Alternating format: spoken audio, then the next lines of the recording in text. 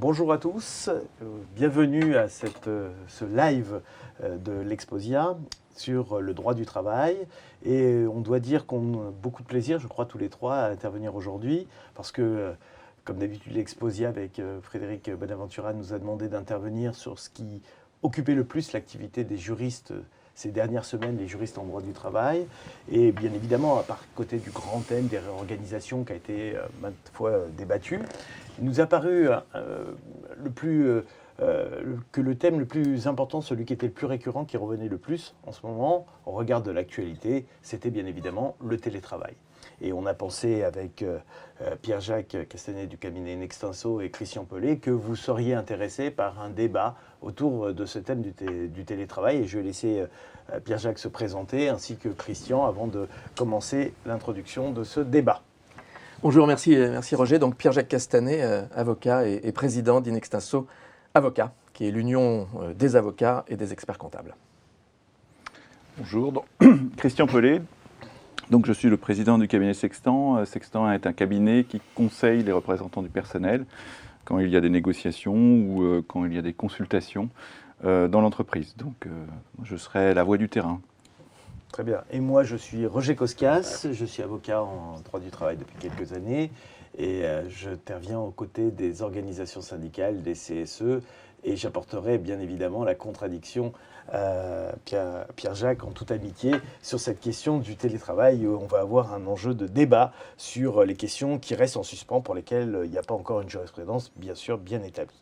Alors, pourquoi il nous est apparu nécessaire de retenir ce thème? C'est que on a tous vu dans les derniers mois, ce qui était un petit mode d'organisation choisi pour quelques-uns, c'est devenu quasiment une règle de travail dans nos professions, dans les professions, on va dire, tertiaires, dans lesquelles la présence ne s'imposait pas dans le cadre de la pandémie. Et je crois que on a tous vécu une sorte de révolution culturelle où dorénavant notre journée est rythmée par les Teams et Zoom et autres plateformes dans lesquelles on fait nos rendez-vous, on partage des documents, on travaille sur écran et c'est devenu quasiment notre mode d'organisation principal. Alors, lorsqu'on a pensé à organiser ce débat, on a choisi, j'allais dire avec mon confrère Castanet, de le rendre le plus clair possible sur le plan juridique en vous présentant déjà le cadre réglementaire. Ce qui nous apparaissait important, c'est de voir comment ça fonctionnait, comment le télétravail fonctionnait. Ensuite, donc nous allons nous partager un petit peu le terrain réglementaire. Ensuite, ce que je vous proposerai, c'est que Christian nous fasse partager son expérience de terrain et les remontées des accords qu'il a pu voir au regard de l'expérience importante du cabinet Sextant dans ce domaine-là, qui assiste beaucoup d'entreprises et beaucoup de CSE dans les domaines où il y a eu récemment beaucoup d'accords et de chartes qui ont été signés. Donc il nous donnera un petit peu quelles sont les tendances d'écriture de ces accords sur le télétravail. Et enfin, dans un troisième temps, avant d'arriver au quatrième temps du débat, avec le public et éventuellement vos questions, on aura un petit débat avec Pierre-Jacques pour savoir quels sont les points de vue qu'on peut avoir différents sur la prise en charge des frais, des tickets restaurants. On sait que c'est un petit enjeu sur la sécurité, sur comment les syndicalistes s'expriment dans le cadre de ce télétravail. Voilà le programme auquel on vous invite. Et je vais commencer tout de suite par rentrer dans le vif du sujet et de vous donner bien évidemment la définition de ce télétravail qui est curieusement issu de l'accord interprofessionnel de 2005 qui a été repris par les articles L1222-9 et L1222-11 du Code du travail qui ont, j'allais dire, codifié les dispositions de l'ANI qui avaient été signées quelques années auparavant. Alors, qu'est-ce que ça concerne? Le télétravail est une forme d'organisation du travail basée sur les technologies de l'information et de la communication. En gros, on travaille avec les outils ordinateurs et autres permettent d'exercer l'intégralité de ces fonctions. Il faut bien délimiter le champ de ce télétravail et le délimiter par rapport à ceux, on a vu beaucoup se développer, la question de ceux qui sont des itinérants et qui ont un peu de télétravail à la maison, c'est-à-dire les commerciaux, quand ils rentrent le soir, doivent faire le reporting de leur tournée, etc. Et il peut y avoir des fois des voies de chevauchement, mais ce ne sont pas tout à fait les règles du télétravail qui s'appliquent pour eux. Donc on parle bien de celui qui exerce la majorité de son temps de travail à domicile avec les outils technologiques. Alors, assez simple, à retenir ce qu'il faut pour le télétravail, c'est la question du volontariat, d'accord, qui est une question extrêmement importante. La question du volontariat, c'est la pierre angulaire du télétravail, c'est-à-dire celui qui veut être placé en télétravail ou qu'on veut placer en télétravail doit être volontaire pour ce placement-là.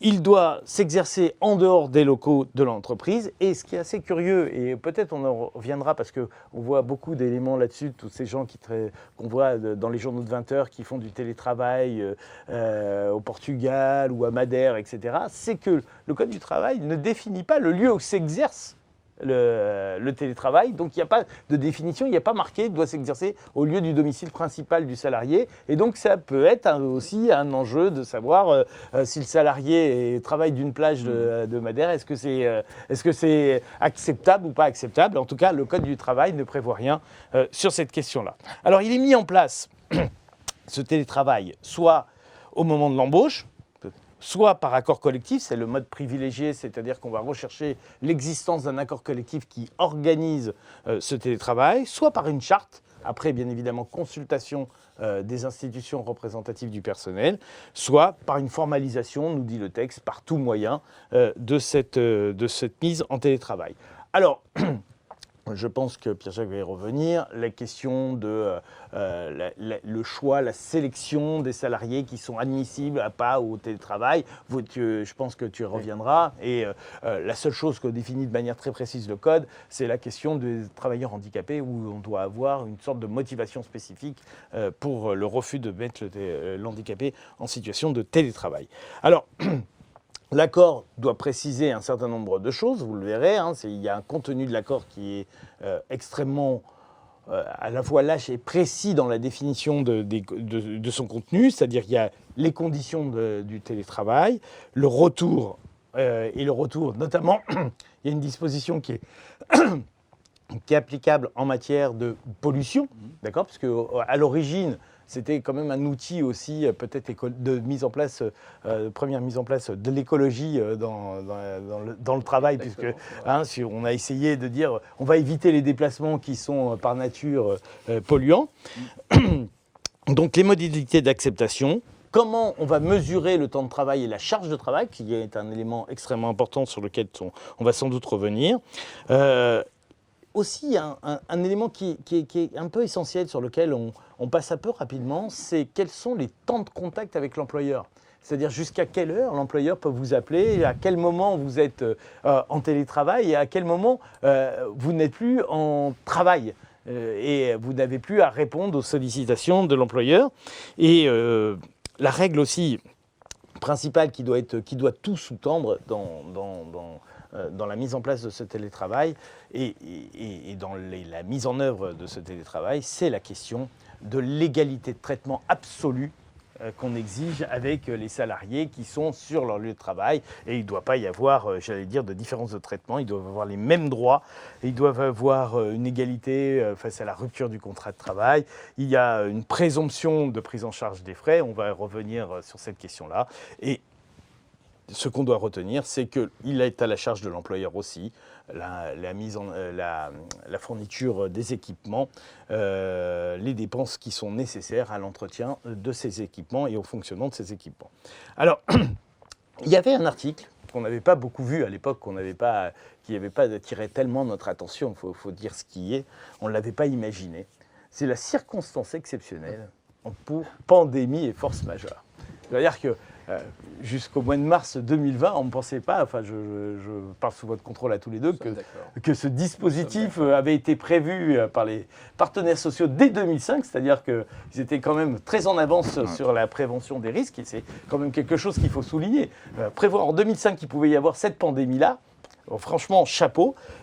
Et ils ont prévu que dans le cas de circonstances exceptionnelles liées notamment à une pandémie, toutes les règles qu'on avait définies préalablement ne s'appliquaient plus et qu'on pouvait être mis en télétravail sans avoir besoin de recueillir l'accord, sans besoin d'avoir la charte, sans avoir besoin de respecter toutes les conditions qui étaient prévues par les dispositions dont on vient de parler.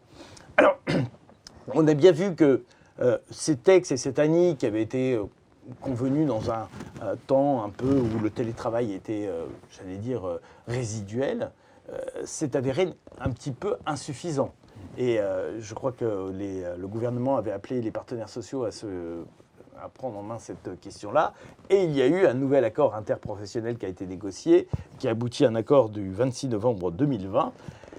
Alors cet accord, certains estiment c'est une avancée, d'autres disent finalement il ne prévoit rien de particulier, il prévoit juste un encadrement de la négociation en laissant entières les questions qui vont nous occuper aujourd'hui. La question des frais professionnels qui, bizarrement, dans le texte, dans une disposition des lois Macron de 2017, la question des frais avait disparu, alors que c'était, on va peut-être en parler, je vois ton regard là-dessus aiguisé sur la question de la disparition de la prise en charge des frais, mais on va en parler. Des frais professionnels, la question, il faut organiser la mise à disposition par l'employeur du matériel, et bien évidemment, prévention des risques. Et il y a un point aussi qui est très important, et je crois que tous ceux qui ont vécu le télétravail ou en encadrant des équipes ou en étant encadrés par un manager, il y a la question aussi de l'organisation du management, parce que le management en présentiel et le management en télétravail ce ne sont pas tout à fait les mêmes modes, et il y a beaucoup de réticences, parfois des difficultés à exprimer ce management pendant le télétravail, et les partenaires sociaux invitent les entreprises à négocier dans les chartes, peut-être tu vas nous en dire un mot, Christian, cette question-là. Donc, le télétravail, ce que vous devez retenir aujourd'hui, c'est qu'il est obligatoire, puisque le gouvernement a beaucoup axé sur cette question-là pour des raisons de sécurité sanitaire, et on ne s'exonère.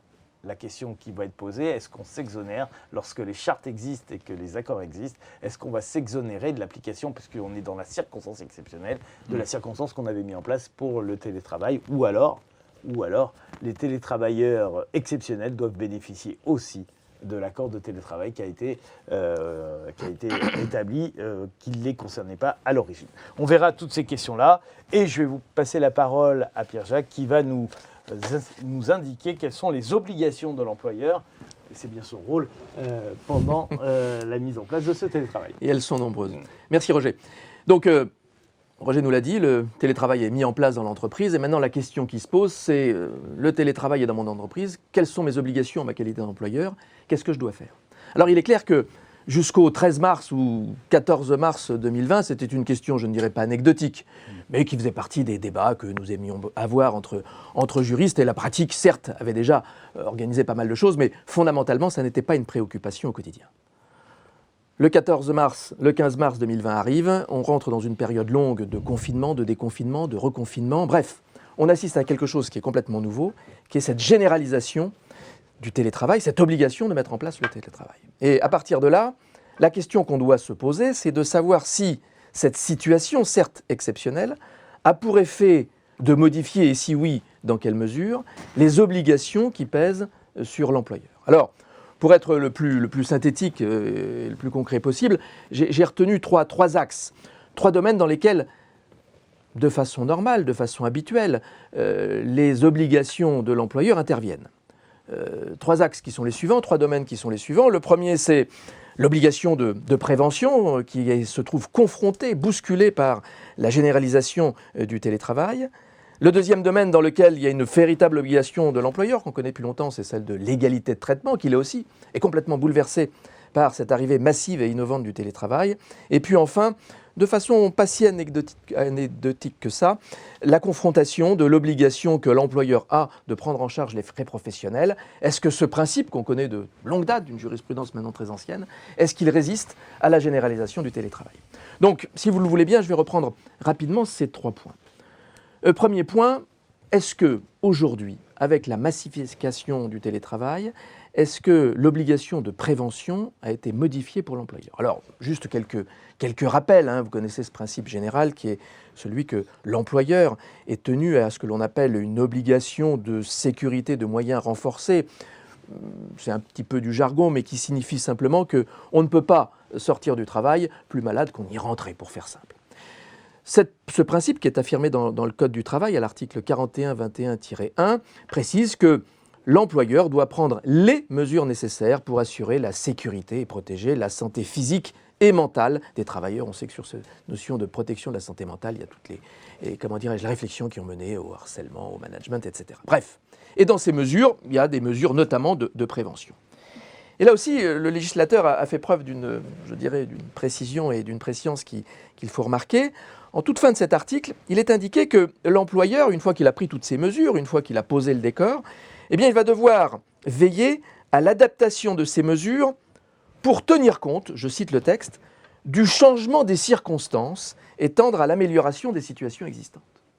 En d'autres termes, on écrit des règles du jeu, on les met en place, c'est ce que nous dit cet article au titre de l'obligation de sécurité, mais le législateur nous dit attention, il faut toujours veiller à la vraie vie, et la vraie vie, c'est parfois des circonstances qui changent, et là, clairement, on est dans ce cadre-là, et c'est quoi aujourd'hui les circonstances? Eh bien, c'est le fait que le télétravail, qui était une option, Roger l'a dit tout à l'heure, qui était fondée sur le volontariat, je dirais un double volontariat du salarié certes, mais aussi volontariat de l'entreprise. Eh bien aujourd'hui, on est dans le cadre d'une obligation. Rappelez-vous les propos qui ont été, du ministère, du protocole sanitaire, qui vient rendre obligatoire, c'est une forme d'ardente obligation, parce qu'il n'y a pas d'obligation légale au sens juridique du terme, mais en d'autres termes, le télétravail, quand il est possible, doit être mis en place à 100%. En d'autres termes, on ne se pose plus la question de savoir s'il faut ou pas mettre en télétravail. Quand c'est possible, on doit le faire. Et c'est d'autant plus important que le ministère prend cette obligation très au sérieux, puisqu'on a une instruction du 18 mars 2021 qui vient donner instruction, donc, comme son nom l'indique, aux autorités administratives, aux préfets pour ne pas les nommer, pour aller contrôler dans les entreprises si justement cette obligation de mettre en place le télétravail a été respectée. On voit derrière, bien sûr, qu'il y a toute cette notion de protection, et qui est tout à fait légitime, de protection des salariés.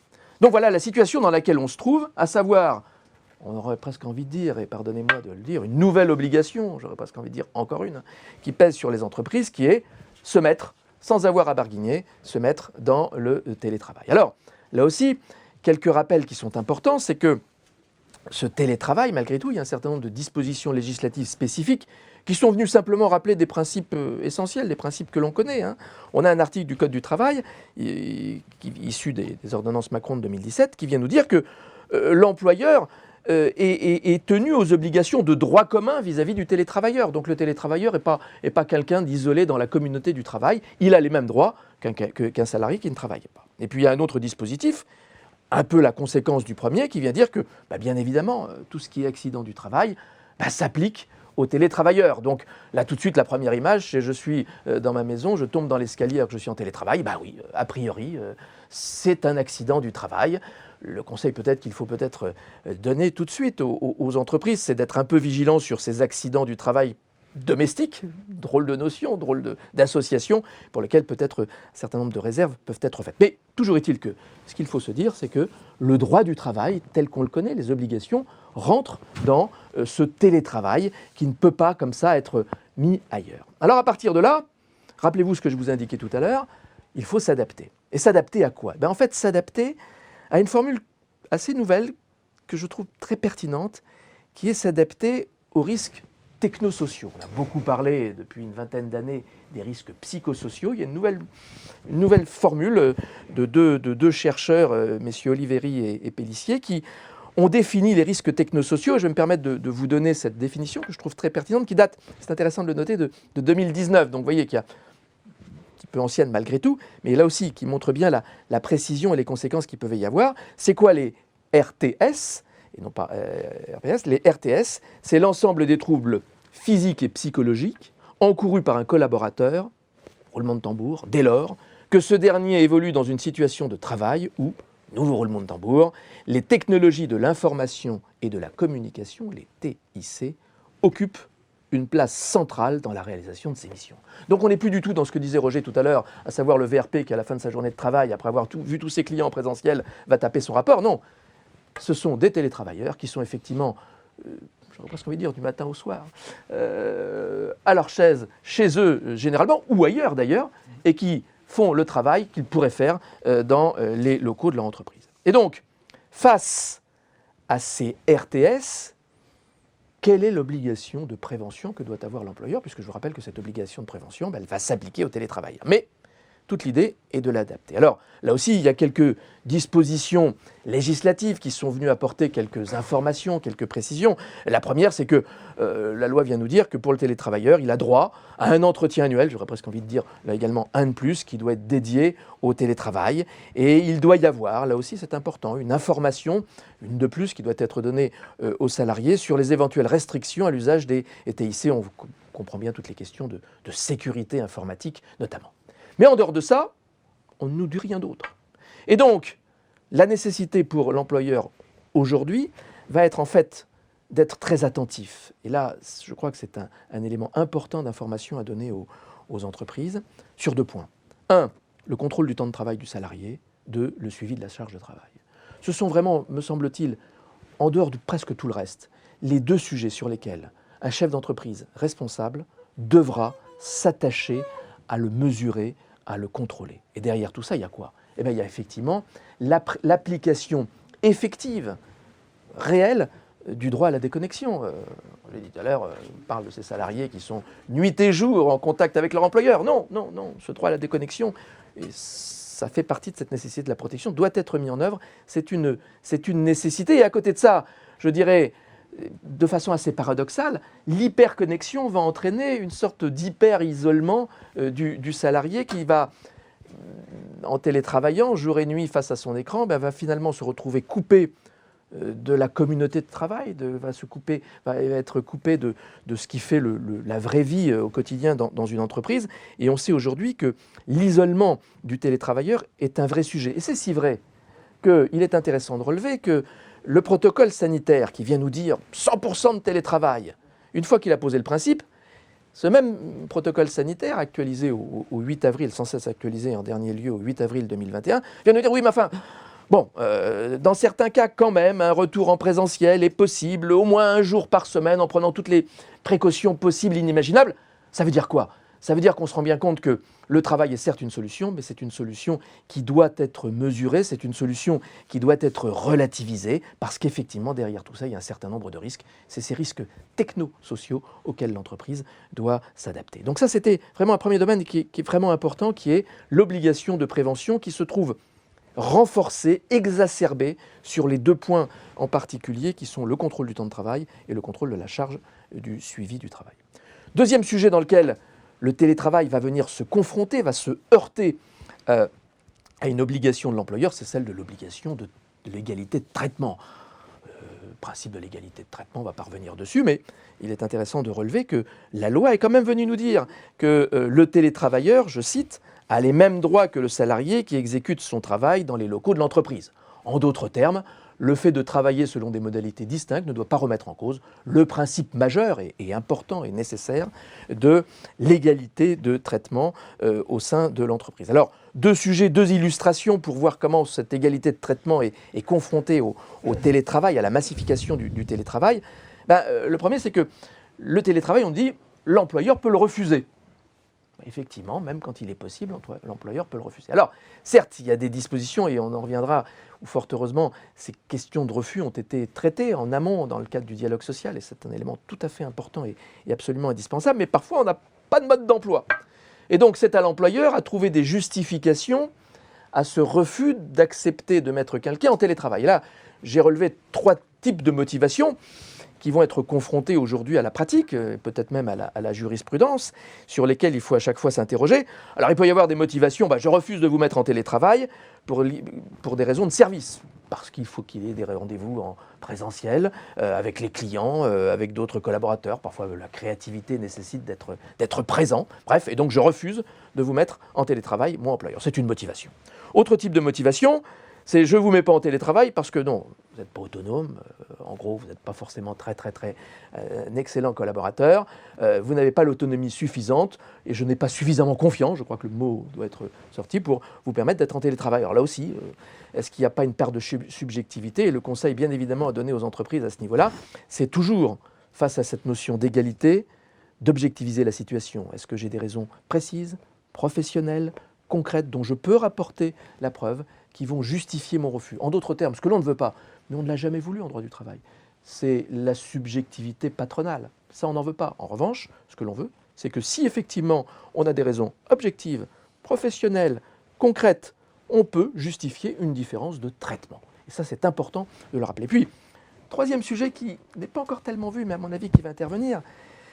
Vous êtes autonome, c'est très bien, je n'ai pas forcément besoin de vous en présentiel, sauf que moi, je sais que chez vous, vous ne pouvez pas travailler.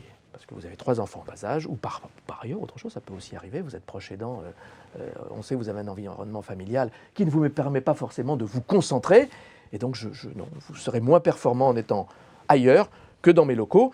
C'est un vrai sujet, parce qu'on voit bien que là, on est dans le cadre de raisons qui vont toucher à l'immixtion, à la vie personnelle, à la vie familiale. Est-ce que moi, je peux, en tant qu'employeur, invoquer ce type de motivation? C'est une vraie question qui pourra faire peut-être l'objet d'un débat, mais qui me paraît être là aussi un élément important dans ce qu'on pourrait peut-être appeler la vraie vie. Dernier point, dernier domaine, toujours dans l'égalité de traitement, j'avais un second exemple, c'est celui des fameux tickets restaurants. Alors là aussi, principe d'égalité, on en parlera sûrement tout à l'heure. Est-ce que quand je mets en place, moi, dans une entreprise, des tickets restaurants, est-ce que tout le monde a droit à des tickets restaurants? Le principe, oui. Mais est-ce que les télétravailleurs qui restent en télétravail longtemps ont droit aussi à des tickets restaurants? Bien. Là, vous le savez, aujourd'hui, il y a 2 décisions dans le même mois. Une décision du 10 mars qui dit non, pas de tickets restaurant pour les télétravailleurs. Et puis une autre décision totalement contraire, sur une motivation totalement contradictoire avec la première, qui dit oui, les télétravailleurs ont droit à des tickets restaurants. Alors le sujet peut paraître anecdotique, sauf que quand on est dans des entreprises où ça correspond à un volume important, c'est un problème financier peut-être non négligeable. Alors, on ne va pas le trancher, je ne vais pas le trancher. Il est important de relever que la décision aujourd'hui n'est pas encore tranchée par la Cour de cassation. Ce que je crois quand même pouvoir dire, mais c'est déjà presque un élément de débat que je ne voudrais pas polémique, c'est que, objectivement, parler de situations identiques alors qu'on est en télétravail, avec une situation où on est en présentiel dans l'entreprise, je pense qu'il y a des éléments de différenciation qu'il faut pouvoir prendre en compte, que la situation n'est pas pareille, c'est pas tout à fait pareil, et on le voit bien notamment en raison des risques technosociaux dont je parlais tout à l'heure. Dernier point, et j'en aurai terminé, les frais professionnels. Les fameux frais professionnels, là aussi, source de débat. Bon, le principe, on le sait, le principe, il est clair, la jurisprudence l'a établi depuis plus d'une trentaine d'années. L'employeur doit prendre en charge les frais professionnels occasionnés par le salarié dans l'exercice de ses fonctions, dans l'intérêt de l'entreprise. Ça, c'est connu, hyper connu, il n'y avait pas de difficulté particulière. Pourquoi on en parle? Parce que, là aussi, encore une fois, on imagine bien notre VRP, effectivement, ou notre commercial qui se déplace, il faut lui payer ses frais de transport, etc. Tout ça, on le comprend bien, ou d'autres frais, tout ça, on le comprend bien, mais face aux travailleurs. Alors, le télétravailleur, quand il y en a un, bon, mais quand tout est généralisé, quand tout le personnel d'une entreprise qui peut télétravailler est en télétravail, de quoi parle-t-on en ce qui concerne les frais? Alors, là aussi, il faut savoir qu'il y a eu succession de textes. Bon, ce qu'il faut retenir aujourd'hui, c'est qu'il y a 2 choses. Il y a les ordonnances Macron, qui ont jeté un voile pudique, mais je crois nécessaire, sur les frais professionnels, puisque effectivement les ordonnances de septembre 2017 n'ont pas traité du sujet, et je le trouve avec une certaine cohérence. En fait, derrière tout ça, c'est faire confiance aux partenaires sociaux pour peut-être trouver des solutions. Moi, j'aime bien quand la loi, finalement, fait confiance aux partenaires sociaux pour trouver, mais justement, il n'y a pas forcément, quand il n'y a pas de partenaires sociaux, il y a le personnel, ou il y a un CSE avec lequel on peut négocier, c'est tous les éléments, les nouveaux termes de la négociation collective. Et puis, il y a un deuxième élément pour en terminer à ce sujet-là, il y a l'ANI, l'accord national interprofessionnel du 26 novembre 2020, qui, lui, est venu rappeler le principe que, effectivement, les frais professionnels, même en matière de télétravail, doivent être pris en charge par l'employeur après validation de ce dernier. On en est là, dernier élément en date, et qui excite toujours la curiosité intellectuelle des juristes que nous sommes, c'est qu'on a un arrêté du 2 avril 2021 qui est intervenu, qui a étendu cet accord national qui donc s'applique à l'ensemble des entreprises et qui sont dans le périmètre de l'ANI. C'est important de le rappeler. Donc ça a force obligatoire avec simplement une réserve aussi qui est intéressante sur cet article des frais professionnels qui est de dire, écoutez, oui, prise en charge sous la réserve que l'employeur ait été préalablement prévenu et préalablement donné son accord. Ce qui renverse un petit peu la problématique des frais professionnels. Alors pour en terminer sur ce sujet-là, de quoi on parle? Fondamentalement, il y a 3 types de frais pour aller à l'essentiel. Il y a les frais qui sont liés à la technologie elle-même. Ce n'est pas fondamentalement dans la pratique un problème, parce que je pense que les entreprises, et elles ont raison, fournissent le matériel. Il y va de la sécurité informatique, et objectivement, moi je préfère que mes collaborateurs travaillent sur du matériel que je gère, que je contrôle, non pas au sens, comment dirais-je, de leur vie, mais que je contrôle sur le plan technique. Donc là-dessus, objectivement, ce n'est pas un sujet. En revanche, il y a un second sujet qui sont les dépenses que le télétravailleur va faire pour aménager son espace de travail à son domicile. C'est un fauteuil peut-être plus confortable, c'est un certain nombre du fait qu'il a des mètres carrés qui étaient destinés à sa vie personnelle, et puis là il y a une espèce d'immixtion du professionnel. Qu'est-ce qu'on fait de ça? Est-ce que quand je paye un loyer, moi j'ai payé un loyer pour vivre, c'est pas pour payer une partie des charges de mon employeur? C'est vrai, et puis derrière tout ça, il y a un certain nombre de charges fixes. Alors, là-dessus, quels sont les critères pour essayer d'apporter une solution? Je n'apporterai pas là maintenant. Je pense qu'il y en a plusieurs. Et une position, pour en terminer, qui serait la suivante. 1, quand on est dans le domaine du volontariat, j'aurais presque envie de dire en temps normal, hors parenthèse que nous vivons actuellement, le volontariat, c'est du volontariat. Moi, je veux bien que vous soyez, j'accepte, moi, employeur, que vous fassiez du télétravail, à raison d'un rythme qui est convenu. Simplement, les règles du jeu au sein de mon entreprise, c'est qu'il n'y a pas d'indemnisation. C'est à prendre ou à laisser, au terme peut-être d'un accord qui a été passé. Mais en tous les cas, ça doit être une position, à mon avis, qui doit être fondée de la part des entreprises. On est sur du volontariat, le volontariat, c'est à certaines conditions. Oui, on peut faire du télétravail dans mon entreprise, mais il ne faut pas s'attendre à avoir une indemnisation.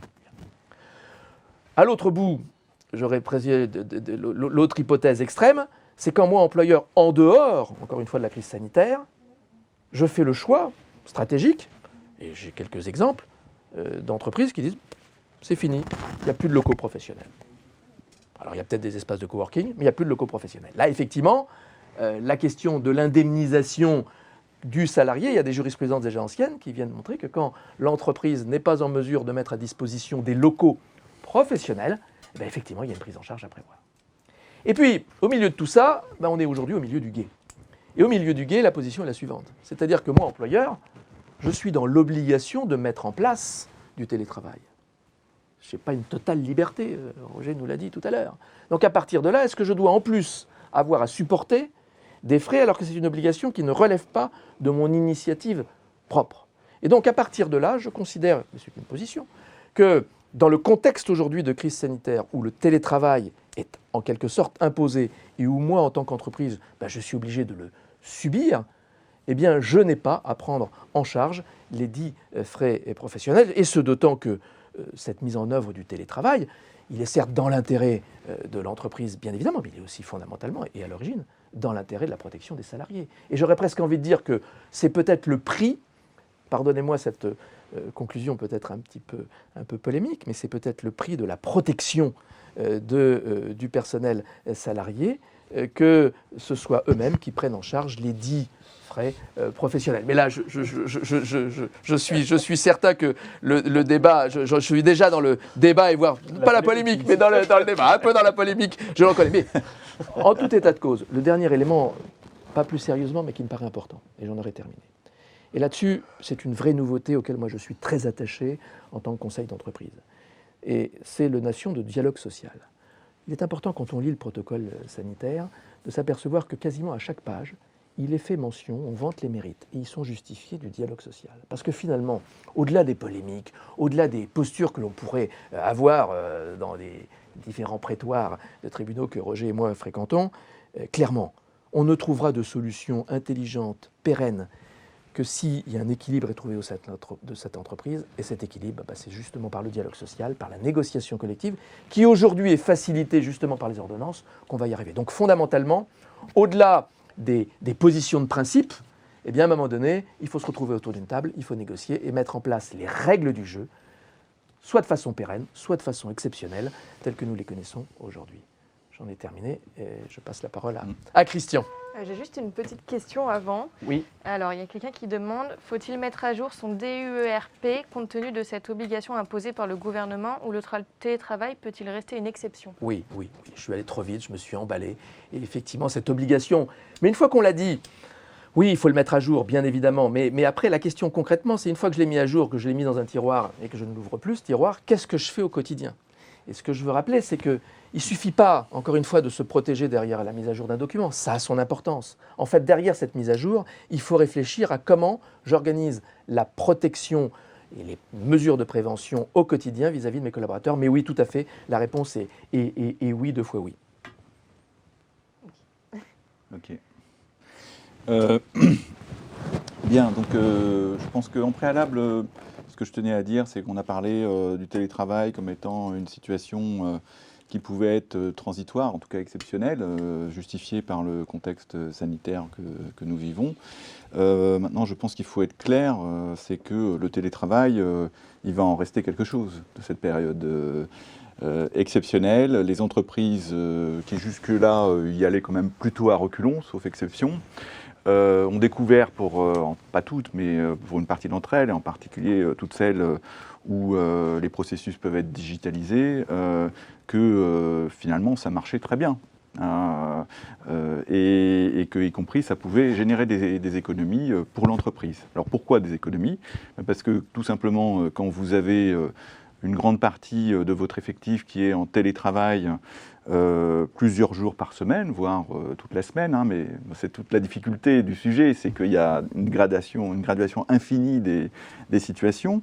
Eh bien, vous pouvez tout simplement réduire la taille de vos locaux, c'est-à-dire conserver des locaux professionnels, mais passer avec des organisations de type flex office où, en pratique, les salariés qui sont assignés théoriquement à un tel ou tel site, eh bien, n'ont pas d'emplacement garanti. Ils n'ont pas de bureau attribué, ils n'ont pas d'emplacement attribué. Par contre, ils ont un étage dans lequel ils peuvent venir s'installer quand ils viennent dans l'entreprise. Et le reste du temps, eh bien, ils sont chez eux ou ils sont ailleurs. Voilà. Alors, et en pratique, c'est quand aujourd'hui on consulte les entreprises qui font du conseil en stratégie immobilière, ben, c'est ce vers quoi les entreprises commencent à se tourner plus massivement. C'est des choses qui existaient déjà avant. Et nous avons accompagné plusieurs entreprises où le télétravail a été mis en place et généralisé en même temps que le passage au flex office et donc à une réduction de la taille des locaux. Donc, il y a d'une part chez les salariés des demandes, parce qu'eux aussi ont vu les avantages, en termes de conciliation vie privée, vie pro, il n'y a pas que des avantages, mais il y en a. Et donc il y a une demande des salariés d'avoir des organisations plus flexibles. Et puis pour les entreprises, ça peut aussi constituer un intérêt bien compris de réduction des coûts.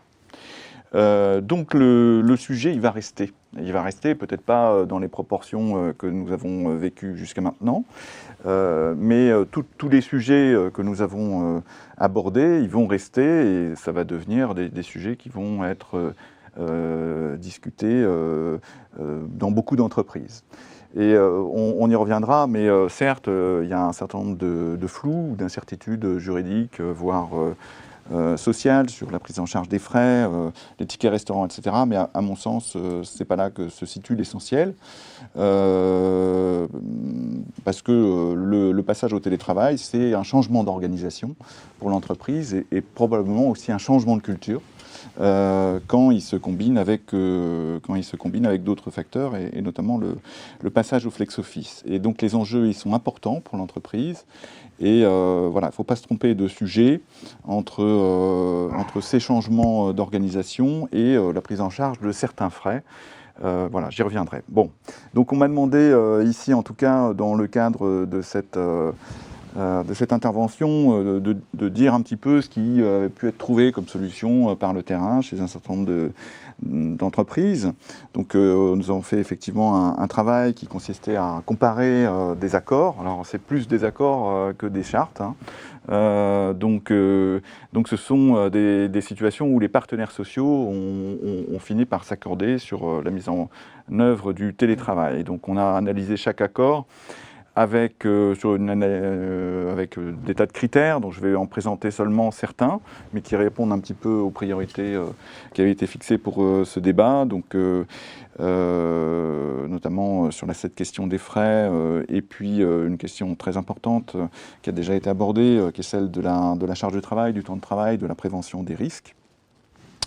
Voilà, et on a en fait évalué ces accords sur ces différents critères, en regardant, disons sur une échelle de 1 à 4, si on avait affaire à un accord qui se contentait de répondre aux obligations légales mais sans plus, ou si ça allait plus loin, s'il y avait des mesures concrètes qui étaient mises en œuvre, une animation concrète de ces mesures, et puis y compris jusqu'à aller à des choses qui étaient un petit peu innovantes ou qui sortaient du lot. Voilà, donc je vais vous présenter sur certains de ces critères, et si vous me donnez le petit outil qui me permet de changer de page, merci. Je vais vous donner donc quelques exemples. Des bonnes pratiques, voilà. Parce que alors, donc déjà sur la... Ah, je me suis trompé, hop. Voilà, sur la mise en place du télétravail, on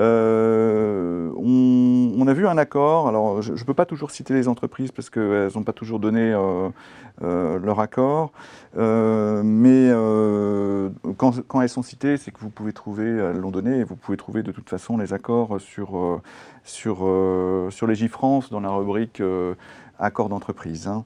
Donc là, il se trouve que dans une entreprise d'informatique qui souhaitait mettre en place le télétravail à haute dose, ils ont commencé par faire un test en fait, hein, c'est-à-dire qu'ils ont expérimenté sur une période comment ça fonctionnait, et avant de le généraliser, puis de voir aussi comment le management s'adaptait, et donc qu'est-ce qu'il fallait changer en fait dans les pratiques, hein. Donc, et ça, je pense qu'on le reverra peut-être plus tard, mais c'est une bonne pratique soit de faire une période d'expérimentation, soit, si on passe directement au télétravail d'une façon un peu importante, de prévoir un retour d'expérience, c'est-à-dire de prendre le temps de questionner les salariés, leur management, sur comment ça se passe, est-ce que les outils sont adaptés, qu'est-ce qui marche bien, qu'est-ce qui marche moins bien, qu'est-ce qu'il faut mettre en œuvre pour que ça marche mieux.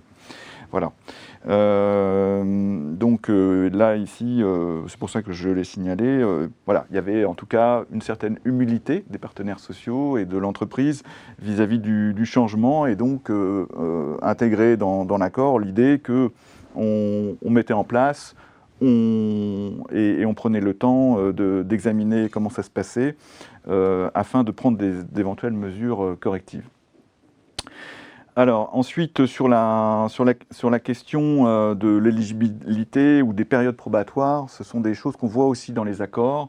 Il est possible de donner des priorités, hein, pour certains types de salariés pour l'accès au télétravail. Donc il y a ici chez Capgemini, on a un accord qui, pour les femmes enceintes, leur donne un droit de priorité. Chez RT, ils ont mis en place une période d'adaptation avec la possibilité de sortir du télétravail. Je pense que c'est quelque chose auquel il faut être attentif. C'est que le télétravail, on peut y aller avec enthousiasme quand on est un salarié, et puis se rendre compte qu'en définitive, ça ne vous convient pas. Que vous avez besoin d'être en contact avec les autres pour être productif, pour être challengé, parce que vous avez besoin tout simplement de relations sociales, hein, voilà, ou parce que vous avez éventuellement vos enfants à la maison et que vous n'aviez pas anticipé à quel point ça pouvait être une charge qui vous empêchait de travailler. Donc le fait de pouvoir revenir en arrière, c'est important. Et on pourrait dire la même chose pour l'employeur, sans doute. Donc, Bien. oui, voilà. Ensuite, sur le principe du volontariat, donc c'est important effectivement de bien le poser. Certaines entreprises, beaucoup d'entreprises en fait, proposent de passer au télétravail avec différentes formules, plus ou moins intenses en fait. Pour aider les salariés à prendre une décision, certaines entreprises fournissent des autotests en fait, c'est-à-dire un questionnaire qui permet aux salariés d'utiliser en quelque sorte une checklist pour savoir si lui-même est adapté, s'il a l'environnement adapté, et donc de l'aider à faire un choix qui sera correctement proportionné par rapport à ce qu'il peut faire. Donc c'est le cas en particulier, donc un cas qu'on a trouvé donc chez Arte, dans leur accord. Alors ensuite, donc on va passer donc aux frais d'indemnisation, donc cœur de nombreux débats.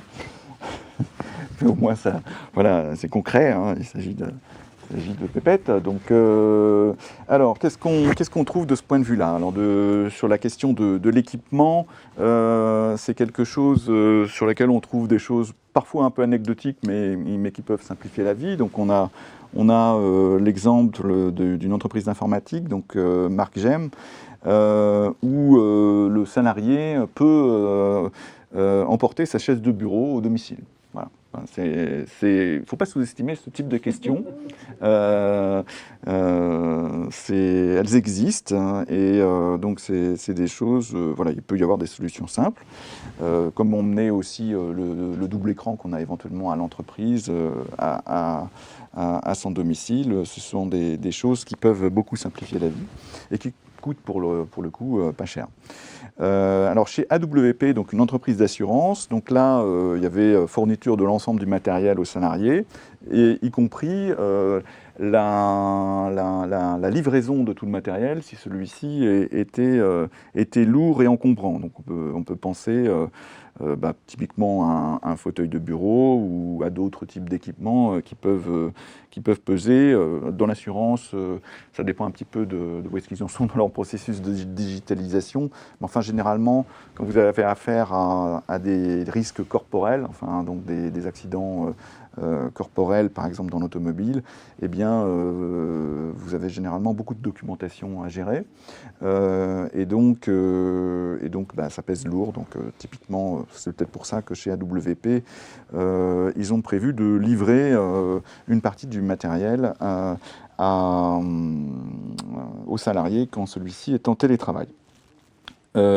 Alors, un accord intéressant que je vous engage à consulter parce qu'il va assez loin et il envisage le télétravail de façon globale comme un projet structurant de l'entreprise. C'est l'accord InVivo, donc c'est une coopérative agricole, c'est déjà une entreprise relativement importante, je crois qu'il y a 1500 salariés à l'intérieur.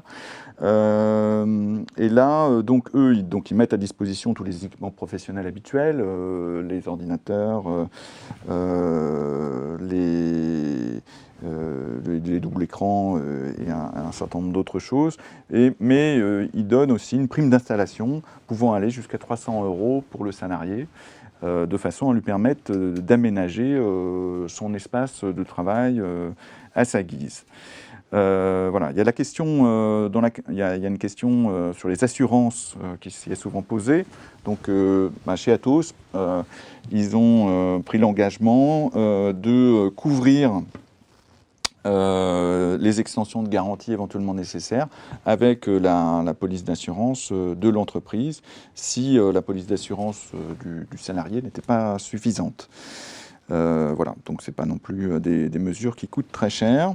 Alors maintenant sur la question des frais professionnels, donc alors là il faut, je pense, distinguer en fonction des situations. Donc, alors par exemple chez InVivo, toujours, donc la coopérative agricole, donc eux, ils mettaient en place le télétravail, ils ont mis en place le télétravail en même temps que le flex office avec un objectif qui était d'avoir tout le monde en moyenne à 50% de télétravail, hein, donc, et avec une réduction de leurs locaux pas tout à fait aussi importante, mais significative. Donc, ils ont prévu un forfait d'indemnisation allant de 15 à 55 € en fonction du nombre de jours de télétravail par semaine, donc de 1 à 5. Chez Compo Expert, alors là on est dans un cas un petit peu différent, c'est un peu le cas que citait Roger. Donc c'est une entreprise qui rend des services aux entreprises. Et je crois que c'est une société d'expertise comptable d'ailleurs. Donc là, ils avaient deux populations, donc une population de commerciaux itinérants. Donc là, typiquement, c'est le salarié, quand il a terminé la partie de son travail où il est sur le terrain, il retourne chez lui en fait pour alimenter les systèmes d'information de l'entreprise. Et là, donc, il a un remboursement des frais qui peut s'élever jusqu'à 1 320 € par an sur présentation de justificatif. Alors ça peut paraître beaucoup, mais en fait l'entreprise dans l'accord rappelle que le travail qui est fait par ces salariés-là suppose l'emploi de beaucoup de documentation et donc c'est pas juste un ordinateur portable qu'on pose sur la table de la cuisine ou ailleurs, c'est un peu plus lourd que ça et ça nécessite donc de geler une partie de l'occupation personnelle du salarié, donc c'est pour ça que ça va si loin. Par contre, dans la même entreprise, pour d'autres catégories de personnel, eh bien, il y a des remboursements de frais professionnels qui sont conformes au barème URSSAF, hein, donc ceux que j'ai cités pour InVivo, donc qui sont plus faibles. Donc c'est aussi des choses qu'il faut adapter en fonction des postes qui sont concernés. Alors, dernier point sur la prévention des risques, donc c'est effectivement quelque chose qui est important et sur lesquels les accords que nous avons vus ne présentent pas encore beaucoup de choses très innovantes ou très convaincantes. Mais ça ne veut pas dire pour autant que les entreprises ne font rien. Mais c'est quelque chose qui va se poser, parce que les questions d'isolement, les questions d'intensification du travail aussi, hein, parce que ça existe dans le cadre du télétravail. La difficulté à séparer les temps de vie, c'est aussi un point qui est important. Tout ça, effectivement, ça génère des risques qu'on ne voit pas encore vraiment, enfin on les voit apparaître dans certains cas, mais c'est seulement dans quelques années qu'on aura, dans un contexte plus normal, une vision plus fine de ce que ça représente et de ce qu'il faut faire pour les maîtriser. Mais donc aujourd'hui, les accords ne sont pas très prolixes sur le sujet. Aujourd'hui, ce qu'on voit, c'est dans le secteur de l'énergie, l'idée que l'entreprise prendra à sa charge la réalisation de l'évaluation de la conformité électrique du lieu de travail. Alors, dans le cas de cette entreprise, d'ailleurs, un point intéressant, c'est qu'il était prévu que si le télétravailleur prévoyait d'utiliser plusieurs lieux de travail, eh bien l'entreprise allait couvrir plusieurs fois les frais de vérification des installations électriques. Et c'est vrai que c'est un point qui est intéressant. Alors, sur la charge de travail, je pense que c'est un point qui est effectivement important, donc ce qu'on a vu dans une agence de publicité, donc BETC. Qui vient d'arriver, qui demande quid des salariés au forfait jour pour les plages de disponibilité. Ça, c'est une question de toute façon qui se pose indépendamment du télétravail. Oui, mais ce sont les mêmes règles avec le droit au repos, ça doit être le droit à la déconnexion en fait. C'est-à-dire que pour celui qui est en forfait jour, il y a un droit au repos incompressible et donc on peut tirer que le droit à la déconnexion doit être l'équivalent du droit au repos. Donc on décompte de la même manière. Exactement. Donc pour la charge de travail, donc c'est certains accords, donc, par exemple dans la publicité, prévoient d'en faire un suivi régulier à travers des réunions avec le management. Je pense que c'est un aspect qui est important, cette connexion avec le management pendant le télétravail. Et sur le droit à la déconnexion, ce qu'on trouve dans l'accord Michelin, c'est des rappels, qui sont que c'est pas parce que le salarié est chez lui qu'il est disponible en permanence. Et que donc il y a des périodes pour répondre aux mails ou aux appels téléphoniques. Et voilà, donc c'est des points qui sont effectivement importants. Alors je voudrais terminer donc en revenant, enfin avec quelques conseils un peu généraux sur la base de ces quelques cas. Parce que c'est difficile de donner des conseils qui seraient valables dans tous les cas, parce que les cas sont très divers. Mais je voudrais réinsister sur le fait que le passer au télétravail, c'est d'abord une question d'organisation. Et que donc ça suppose d'être intégré dans un cadre de dialogue social global, donc pour être accepté. Donc dès lors que le télétravail se fait avec du flex office, comme ça va probablement se généraliser dans les années qui viennent, les aspects de prise en charge des frais doivent être relativisés. Donc les économies de loyer que fera l'entreprise seront bien supérieures. Donc il n'y a pas de problématique économique de ce point de vue-là en général. Ensuite, nous, les passages au télétravail et au flex-office que nous avons pu voir, ça se fait d'autant mieux en fait, que c'est anticipé et discuté sur la base d'un partage d'informations assez abondant avec les représentants du personnel, soit dans le cadre de consultation, soit dans le cadre d'échanges préalables à la négociation. C'est le meilleur moyen de lever les doutes, de dissiper les craintes et de viser un accord. Donc il faut s'y prendre à l'avance, pas se dire bon, je passe au télétravail et en 15 jours c'est réglé. Ça peut être plus complexe. Un point qui est important, c'est le maintien du collectif. Parce que le télétravail, ça marche bien au début avec les gens qui étaient déjà dans l'entreprise et qui connaissent bien les processus. Mais vous avez aussi tous les nouveaux entrants, le turnover que vous avez.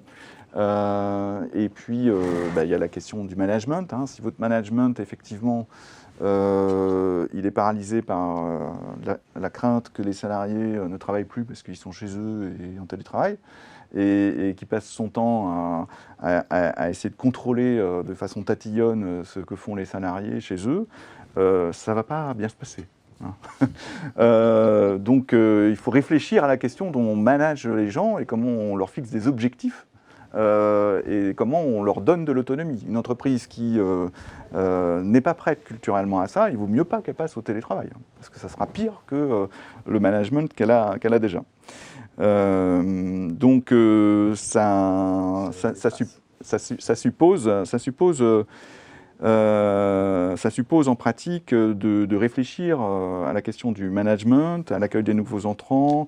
Il y a tout l'accès à la formation, aux réunions, enfin il y a plein de choses, enfin plein de processus qu'il faut outiller et qu'il faut organiser de façon à ce que ça fonctionne et d'éviter, y compris les temps improductifs. On sait que le temps passé à la machine à café, c'est malgré tout, c'est aussi des temps où on va échanger informellement sur un sujet, sur une problématique, et ça va permettre où on va juste faire connaissance avec quelqu'un, et ça permet de faire en sorte que le travail soit plus efficace par la suite. Donc il faut aussi penser à ça quand on est une entreprise, c'est comment on maintient de la convivialité entre les salariés et comment on fait pour maintenir le lien social en fait à l'intérieur de l'entreprise, de façon à ce que les gens ne se sentent pas étrangers les uns aux autres, parce qu'ils vont quand même devoir coopérer et travailler ensemble. Donc c'est important de veiller à tout ça.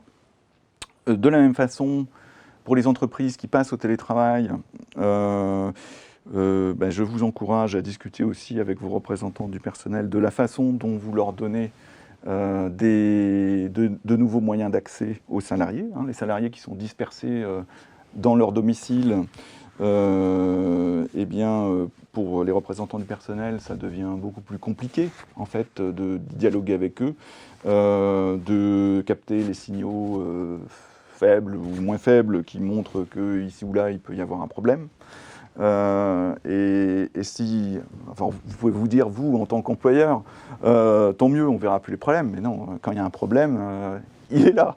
Et s'il n'est pas exprimé par le représentant du personnel ou par un autre moyen, eh bien, il finira par exploser.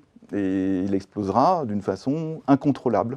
Donc vous avez tout intérêt à faire en sorte que les représentants du personnel puissent continuer à jouer leur rôle de capteur et à être en situation de vous transmettre les facteurs d'irritation qu'il y a dans l'entreprise. Donc réfléchissez-y, l'accès à la messagerie électronique, l'accès aux différents moyens en fait, électroniques dont dispose l'entreprise pour communiquer avec les salariés. À partir du moment où vous, en tant qu'employeur, vous diversifiez vos façons de faire, que vous digitalisez vos processus, eh bien, il faut permettre aux représentants du personnel d'avoir accès aux mêmes outils, de pouvoir mener des enquêtes auprès des salariés, par exemple, d'utiliser les comptes de messagerie, enfin bref, de faire leur travail, parce que c'est une partie de leur travail. Voilà, donc songez aussi au fait que tout le monde n'est pas en capacité de télétravailler efficacement, donc la flexibilité des dispositifs, c'est quelque chose d'important. Et je l'ai dit, donc je ne réinsiste pas, une fois que vous êtes passé au télétravail, planifiez un retour d'expérience 3 à 6 mois après la mise en œuvre, de façon à prendre les mesures correctives si nécessaire. Voilà, j'ai terminé pour mes retours du terrain.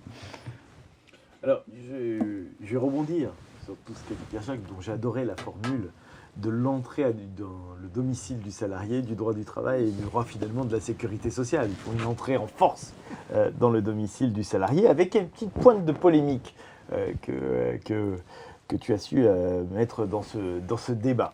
Alors je voudrais revenir, parce que tout cela, bien sûr, ces polémiques-là sont fondées sur le droit essentiel, qui est le droit à l'égalité de traitement. Cette égalité de traitement, qu'est-ce qu'elle va recouvrir en réalité lorsqu'elle s'exerce dans le télétravail? Alors j'ai bien entendu le débat sur lequel Christian est revenu, quand on laisse aux partenaires sociaux le soin de gérer les difficultés et de trouver ensemble les meilleures voies à la mise en œuvre de ce principe d'égalité de traitement en matière de frais, en matière de sécurité, en matière de communication, en matière d'organisation du travail. Et effectivement, quand on laisse aux partenaires sociaux le soin d'organiser, ils vont trouver ce qui, semble-t-il, est le plus adapté, et on peut encourager là-dessus chacun à transiger dans son entreprise sur les modalités. La difficulté qui existe, c'est celle où, justement, on n'arrive pas à tomber d'accord. On n'arrive pas à tomber d'accord, et dans une entreprise très connue dans la téléphonie, et c'est faire pour ne pas la nommer, il y a le débat qui s'est posé, c'est que pour le dirigeant de l'entreprise, le fait de placer ses salariés en télétravail, finalement, c'était un cadeau parce que ça leur permettait de faire des économies de transport, de repas, et finalement, il n'avait plus rien à donner, puisque le fait de placer ces salariés-là dans cette situation-là était une grande économie pour le salarié. Je crois que la situation n'est pas aussi simple que ça, et on va y revenir dans quelques secondes. Avant ça, j'aimerais revenir sur un point qui a été soulevé, c'est le refus de l'accès au télétravail pour le salarié. Qui peut être un débat, pourquoi on va accepter tel un, pourquoi on va dire non à l'autre. Où je souscris parfaitement, c'est la question du poste qu'occupe le salarié, qui est inadmissible au télétravail.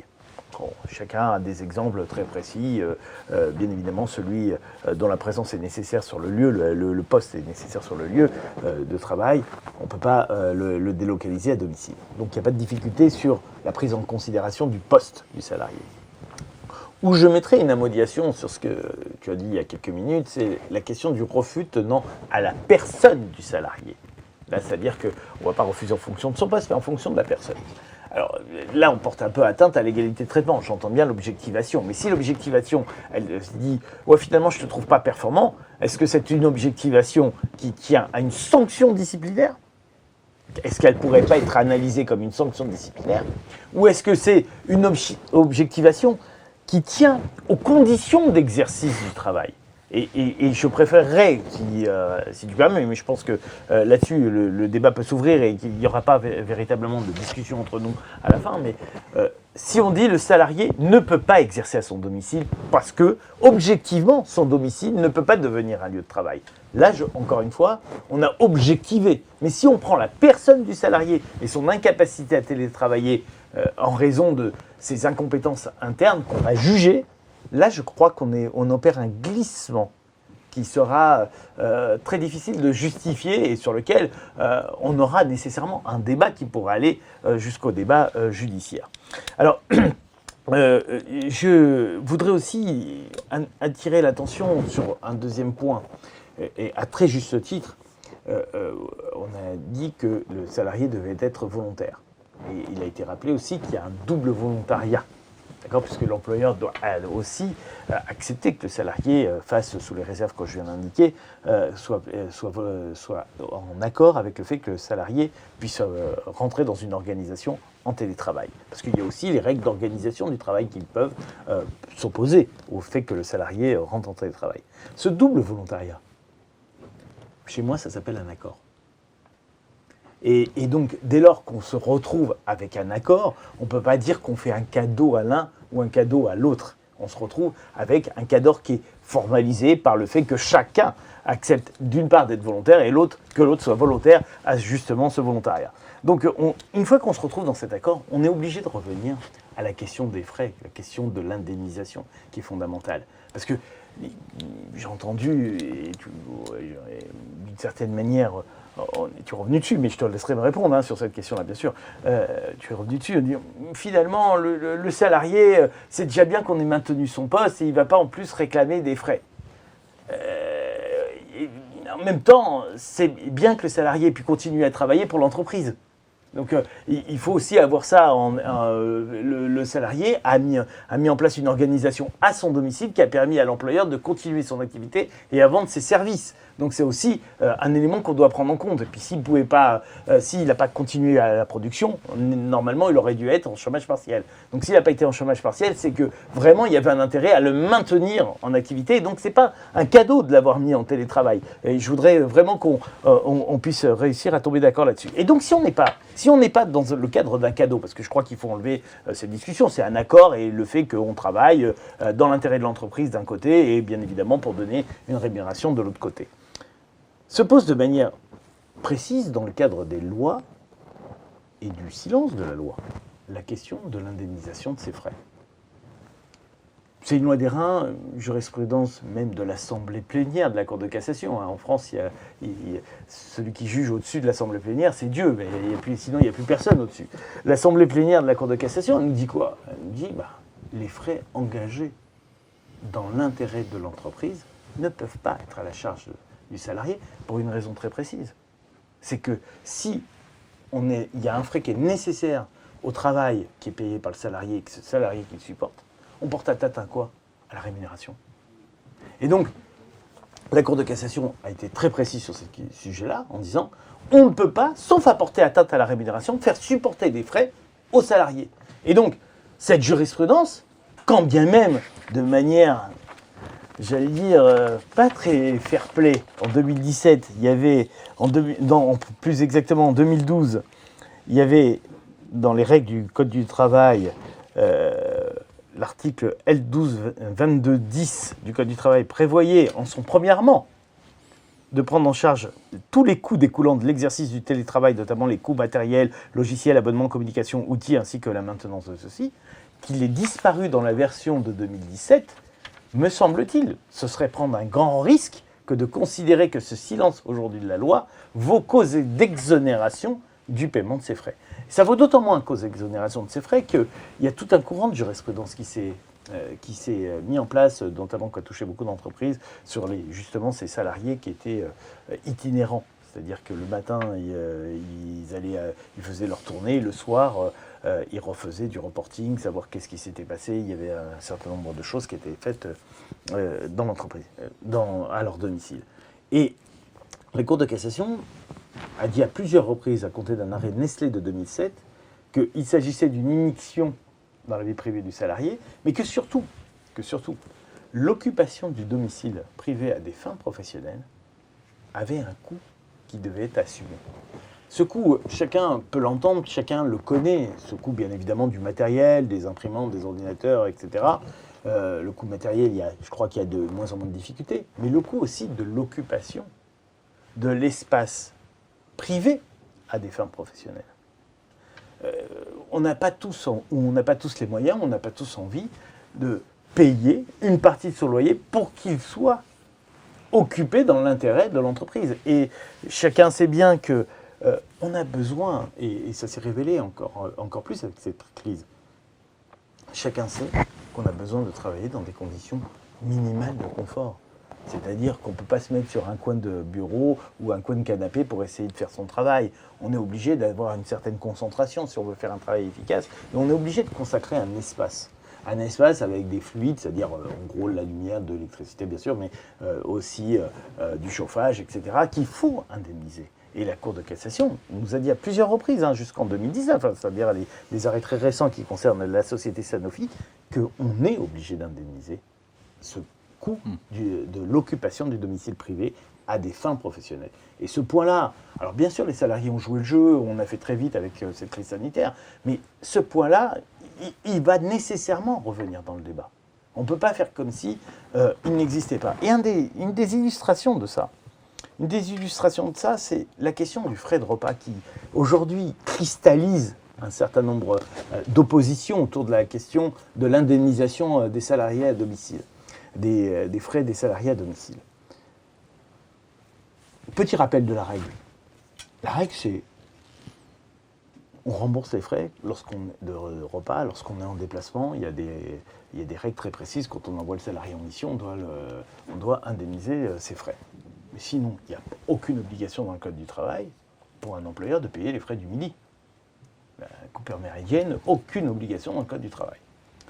Donc, ce qui veut dire que quand on indemnise un salarié pour les frais qu'il a en mission, on considère que c'est un sursalaire et un avantage en nature et on paye des cotisations sociales là-dessus. Avec deux exceptions. Les deux exceptions, elles sont bien connues. C'est le fait que lorsque la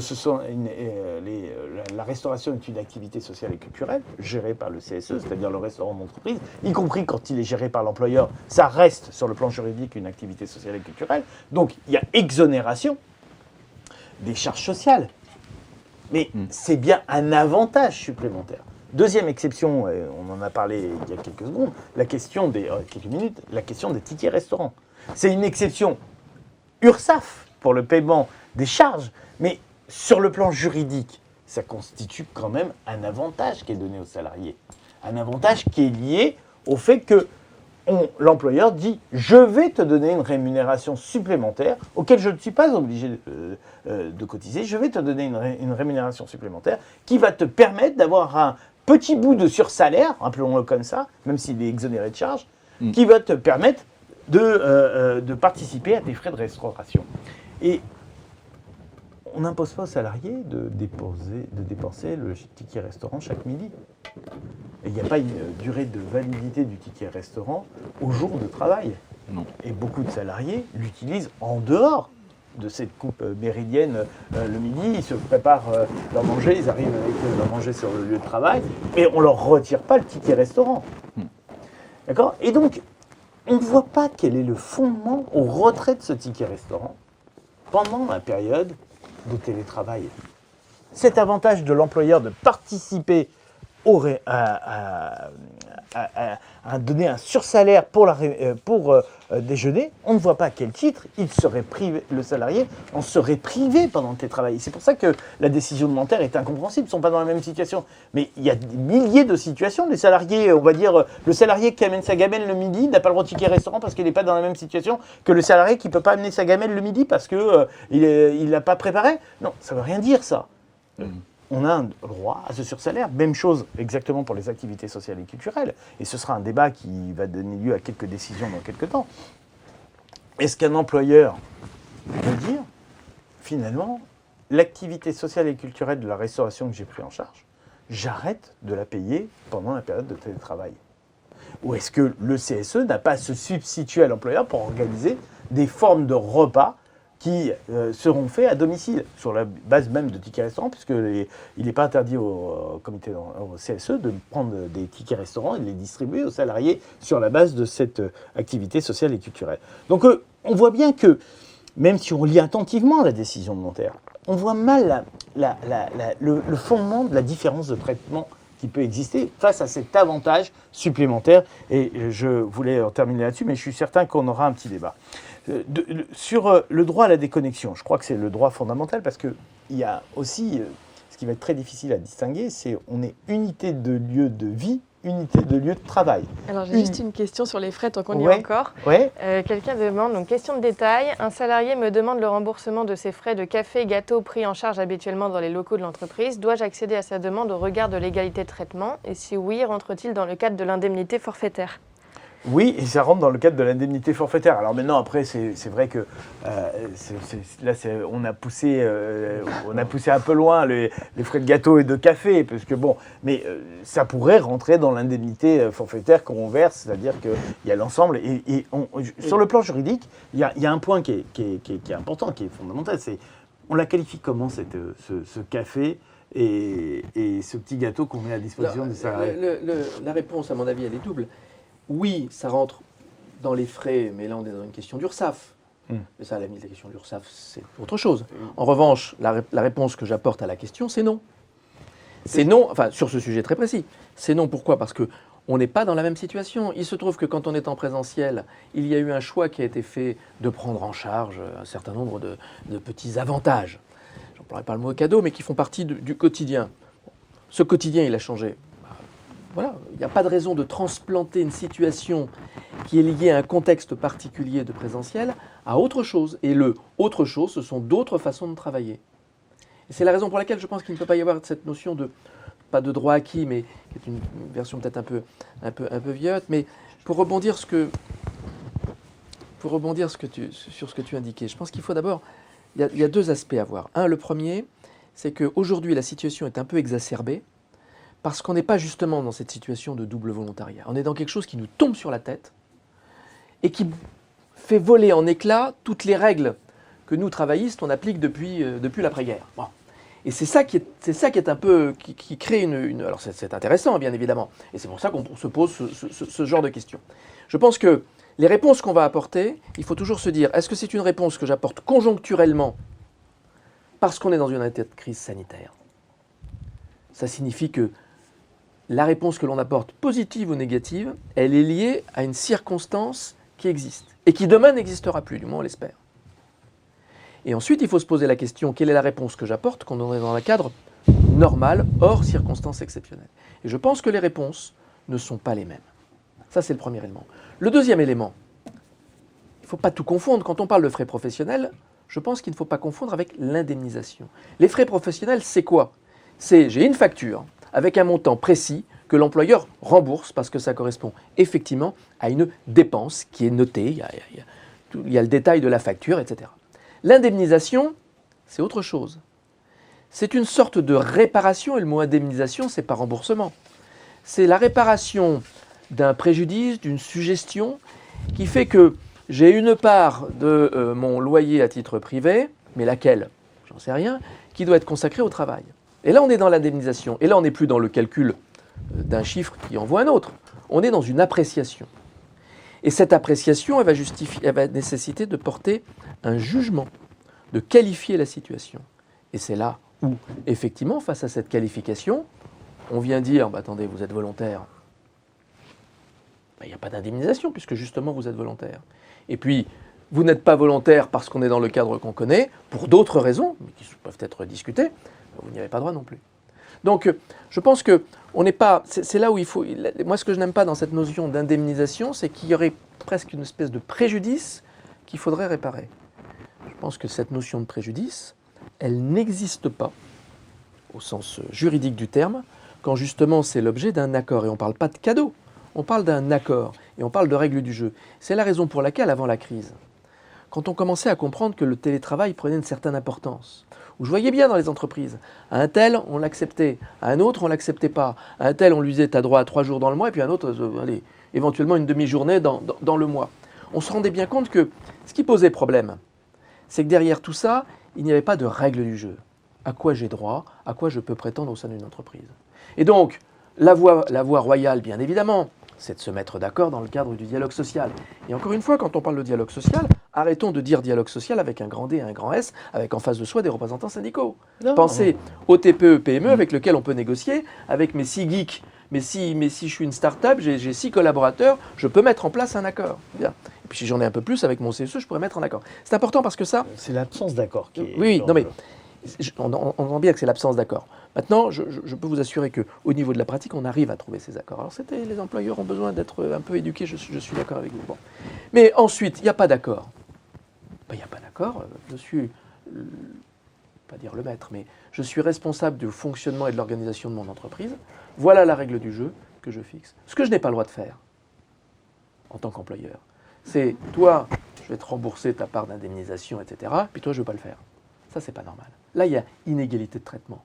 Si en revanche, pour tous ceux qui sont volontaires, c'est très bien, 3 jours par semaine ou 3 jours par mois, bah oui, je sais bien, vous travaillez chez vous, c'est pas très pratique, mais ok. Sauf que moi, je n'indemnise pas.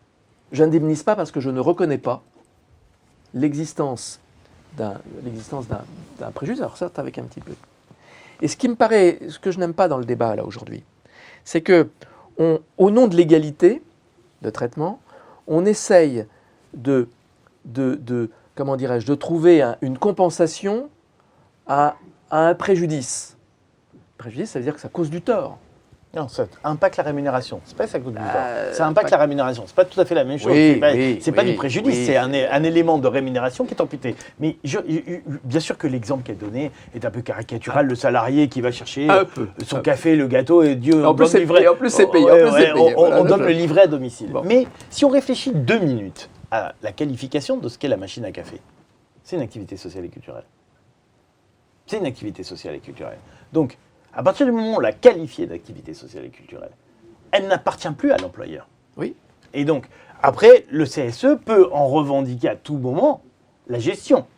Et il peut dire, moi, je considère que effectivement, si l'employeur ne veut pas envoyer le café, le gâteau, moi je le ferai. Je le ferai avec le budget qui est consacré. Bon, le café sera de moins bonne qualité parce qu'il il sera de moins bonne qualité. Il faudra prévoir le déplacement. Bien sûr que là, on est dans quelque chose de caricatural. Mais la question par exemple, du frais de repas qui est pris en charge, qui n'est plus pris en charge, qui vient amputer la subvention aux ASC, il y a un débat autour de ces questions-là. On ne peut pas l'ignorer. Et deuxième chose, là-dessus, sur ce que tu dis, qui est très très important. Bien évidemment, la question, il n'y a aucune réparation du préjudice. Le fait qu'il y ait un télétravail n'implique pas un préjudice en soi. Je fais bien le distinguo, il n'y a pas le fait que cette crise est tombée sur tout le monde, sur les employeurs comme sur les salariés. Donc le fait de travailler à domicile, c'est une concession que chacun fait au bien commun. Sauf que, est-ce que j'expose des frais qui touchent à ma rémunération dans l'intérêt de la continuité du service?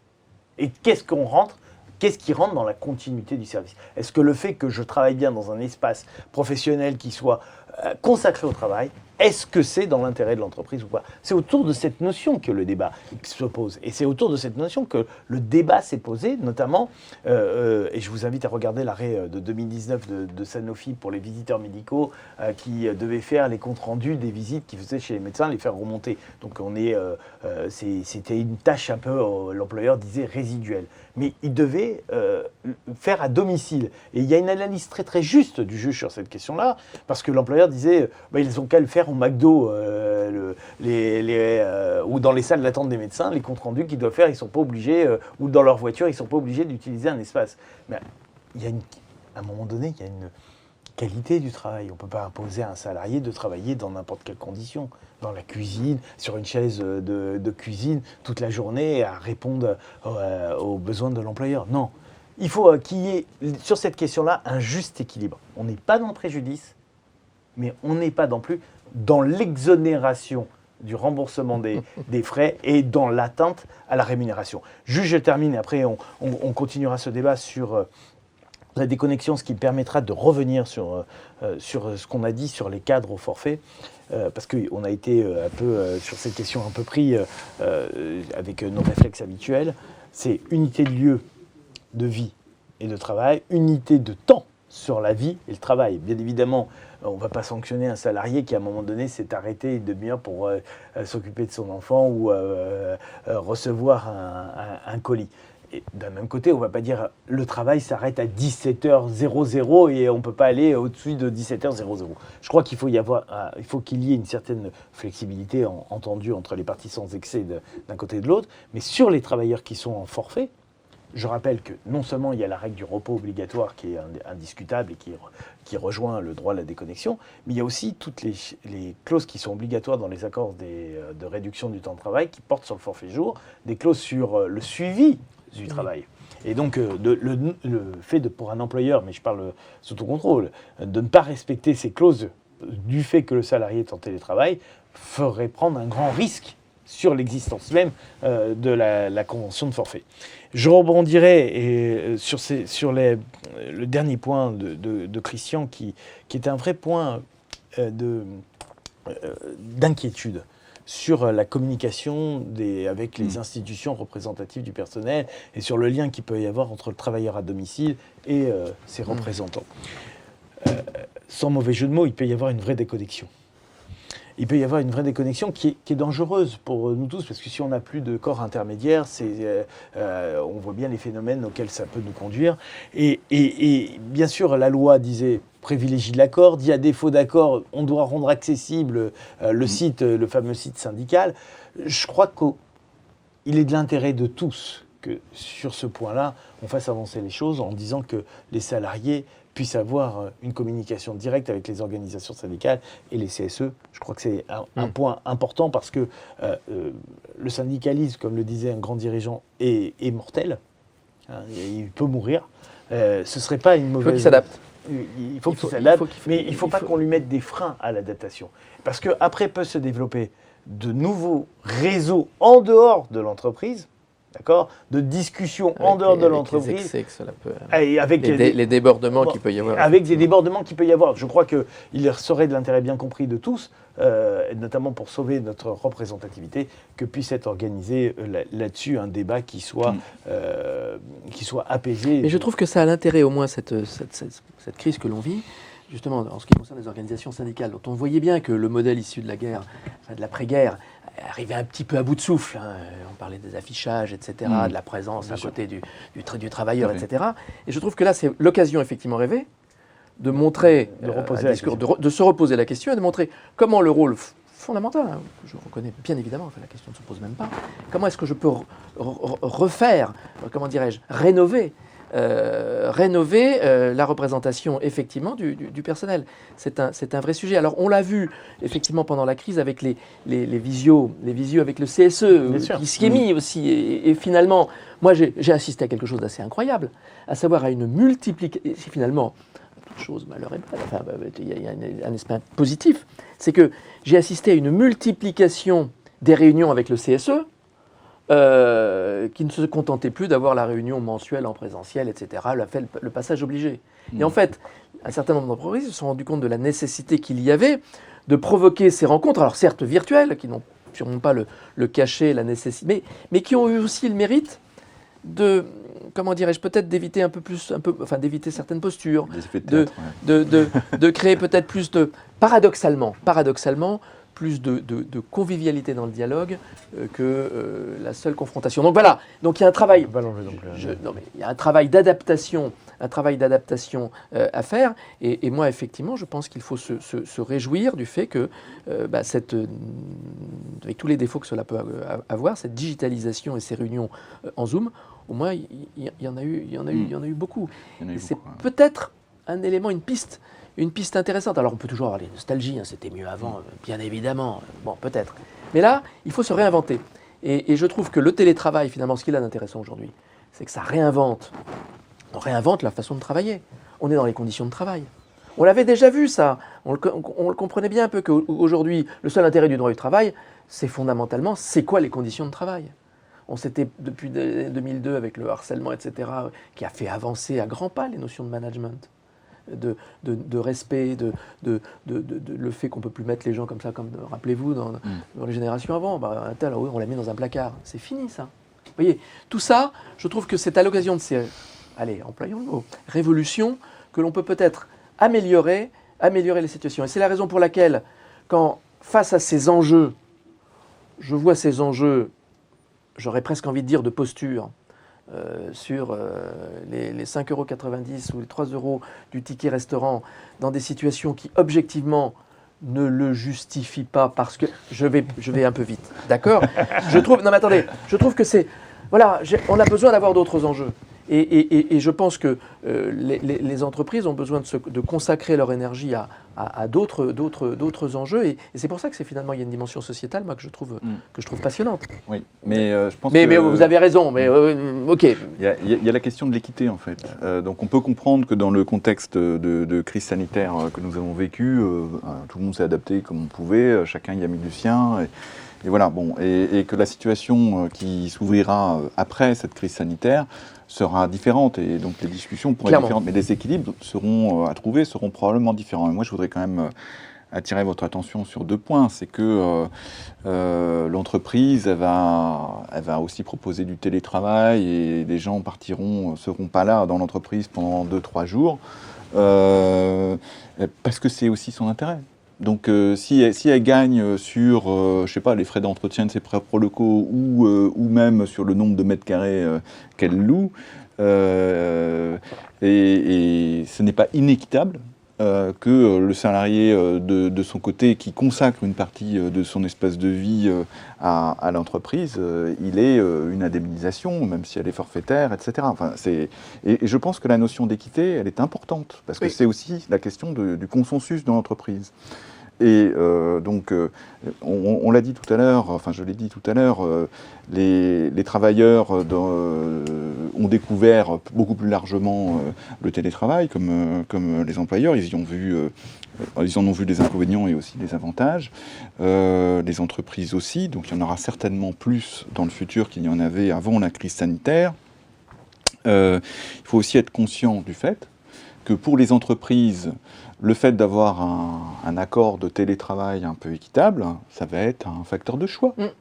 C'est-à-dire, pour les salariés qui vont candidater ici ou là, entre une entreprise qui aura une attitude tu peux ne pas venir travailler, comme ça je fais des économies, mais par contre toutes les charges je les garde pour toi, c'est gentil.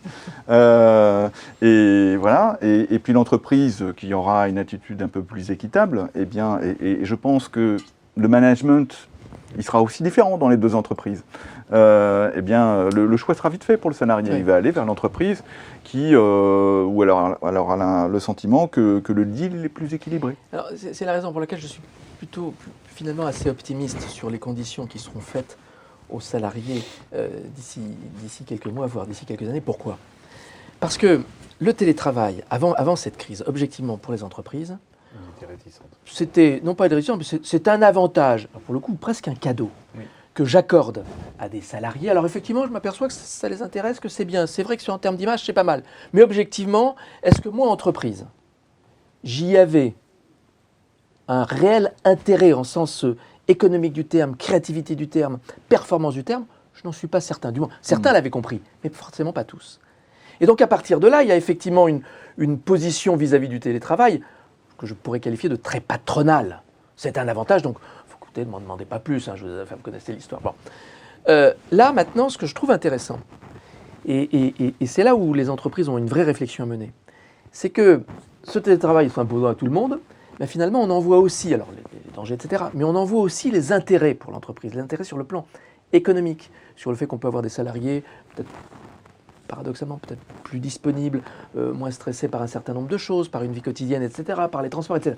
Et donc à partir du moment où les entreprises y trouveront un intérêt en termes d'efficacité, en termes de productivité, en termes de fonctionnement et même pour assurer la pérennité de leur activité, et bien là on va rentrer à nouveau dans un débat qui sera un débat, effectivement, il y a un intérêt de l'entreprise réel, comment cet intérêt il est pris en compte par les organisations syndicales ou dans le débat. Mais quand on aura compris ça, je pense qu'on rigolera dans quelques mois de se dire oh, que tu te rappelles, on s'écharpait sur les tickets restaurants et puis sur l'animation. Je pense que tout ça, ça va partir parce qu'on va trouver de nouvelles façons de trouver cet équilibre, parce que les entreprises y auront trouvé un intérêt qu'elles ne trouvaient pas forcément de façon aussi importante avant. Parce qu'effectivement, c'est ce que tu disais Oui. tout à l'heure, le flex office, Non, puis c'est une vraie réflexion qu'une entreprise doit avoir. c'est aussi l'attractivité de la marque Mais employeur. et la marque employeur, bien évidemment.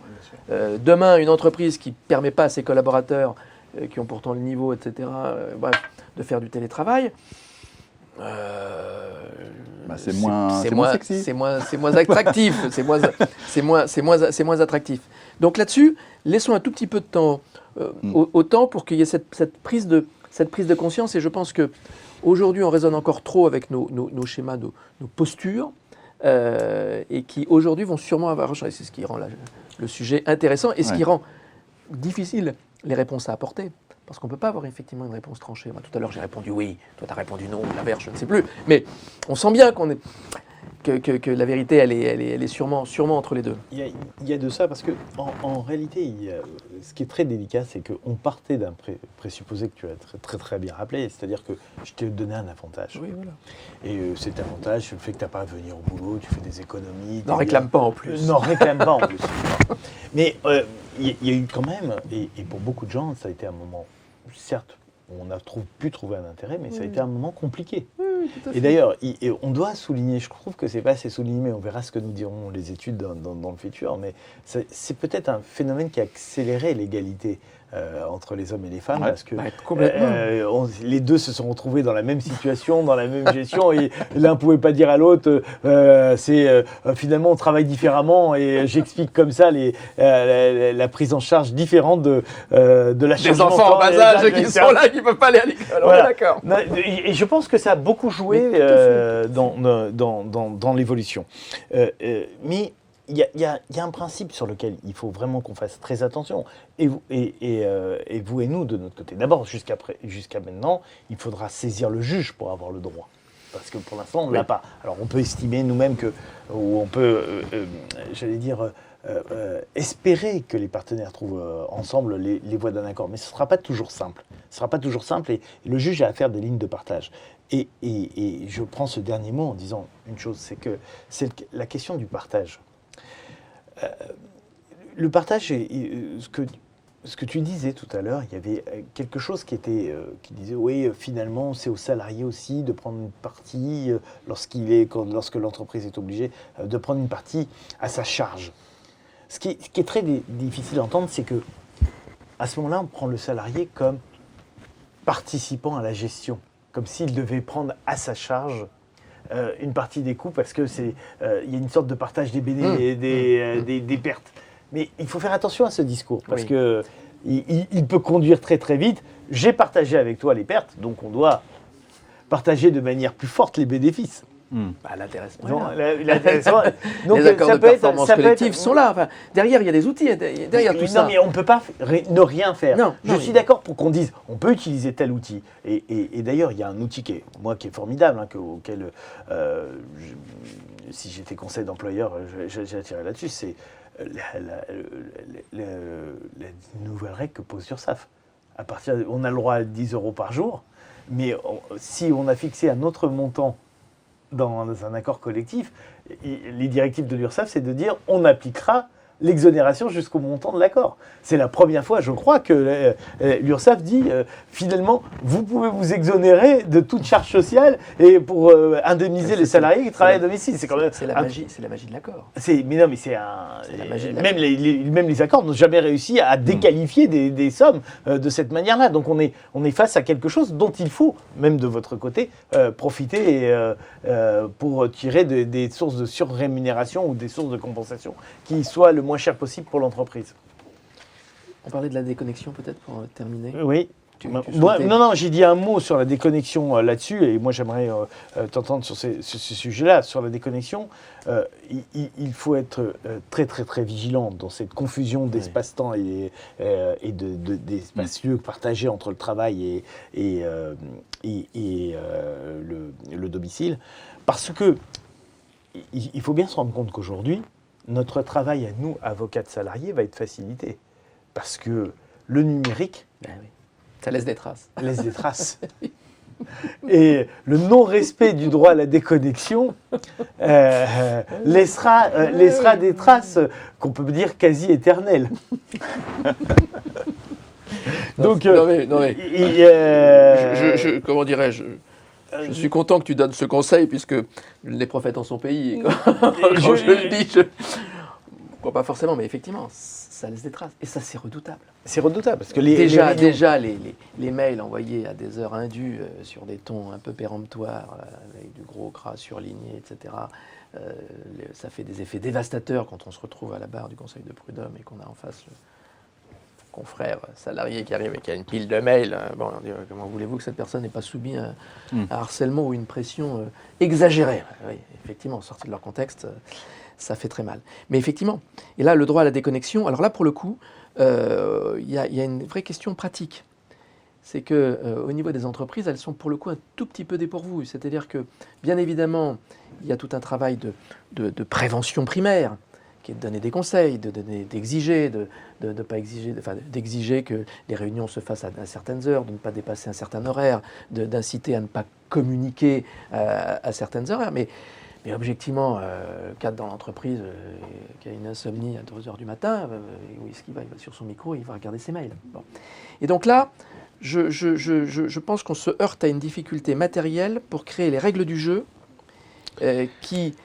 Parce qu'on est confronté entre comment dirais-je, l'employeur, c'est le problème de la distance. Quand je suis dans mes locaux, que je suis employé dans mes locaux, j'éteins la lumière, je ferme l'électricité, en gros, j'exagère bien évidemment, mais au moins mes instructions sont nécessairement respectées parce que j'ai une collectivité du travail.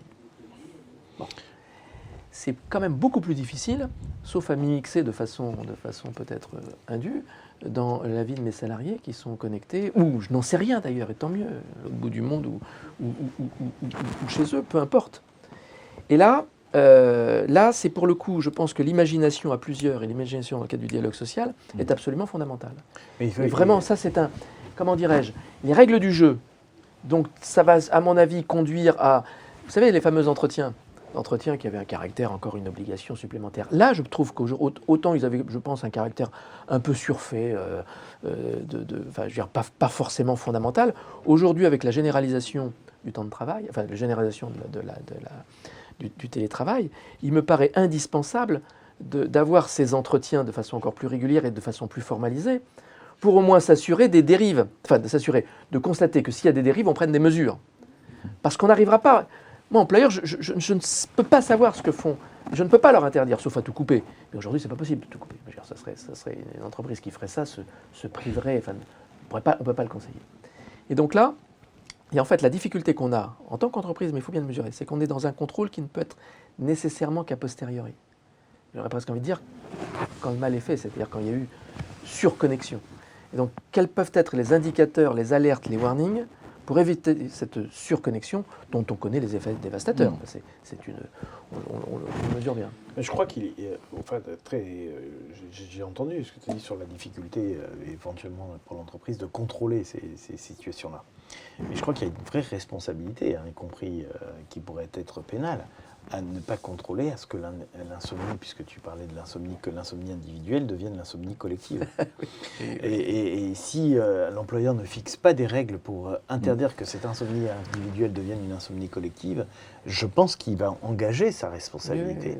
Et au moins, à minima, il doit prendre des règles générales, interdisant les mails après telle heure, interdisant toute requête après telle heure, sans passer éventuellement par quelqu'un de supérieur. Mais en tout cas, on doit faire très attention à cette question-là parce que il y va d'abord des questions de santé mentale des uns et des autres. Il y va de la responsabilité parce qu'on peut se retrouver dans des prétoires avec des situations intenables. C'est-à-dire que des salariés peuvent être amenés à craquer parce qu'ils reçoivent tous les jours des mails à 3 heures du matin.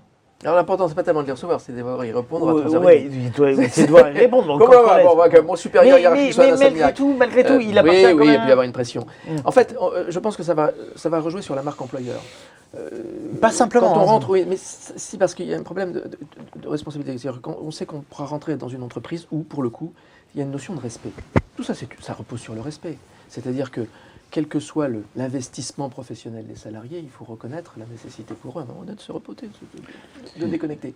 Et c'est à l'entreprise, effectivement, c'est presque une question de valeur et de culture d'entreprise, qui est que dans mon entreprise, il y a certes des moments des moments très intenses, hein, qui peuvent dépasser et qui feraient horreur, qui peuvent faire horreur à des salariés. Les gens ont travaillé 15 heures par jour, ben, on était charrette. Ok. La vraie difficulté, c'est pas qu'un jour on soit à travailler, comment dirais-je, plus de 15 heures par jour. Ça peut se faire, hein, quand il y a un accident, notamment informatique, les gens travaillent 100 heures. La difficulté, c'est s'il y a une récurrence. Si l'organisation du travail fait que, de façon permanente, les collaborateurs, même les plus autonomes, se retrouvent à travailler, non pas H24, mais sans arrêt. Là, il y a un problème d'organisation. Et c'est là où il y a une réflexion à mener, et c'est pour ça que c'est intéressant, c'est qu'il y a cette réflexion à mener en amont, parce qu'on n'a plus les moyens de contrôle qu'on avait avant, de contrôle physique, on ne les a plus. Comment on fait ? Moi, je pense que ça repose sur le management, et donc il faut former le management, définir des règles qui soient connues de tous, que chacun sache à quoi s'attendre en fait. Et après, s'il y en a, parce qu'il y aura toujours dans un collectif des personnes qui vont pas respecter les règles et qui vont céder à des impulsions, mais d'abord ils le feront un petit peu moins parce qu'ils sauront qu'ils sont en dehors des clous. Et ensuite, s'ils le font et que ça porte préjudice, les salariés qui en sont victimes sauront que c'est pas normal, en fait. Et donc peut-être que d'une façon ou d'une autre, ils sauront mobiliser les moyens qui permettent d'éviter le trouble. Mais je pense que, en tout cas, ça s'anime à travers le management. Ah ben c'est clair. Voilà. Oui, c'est évident.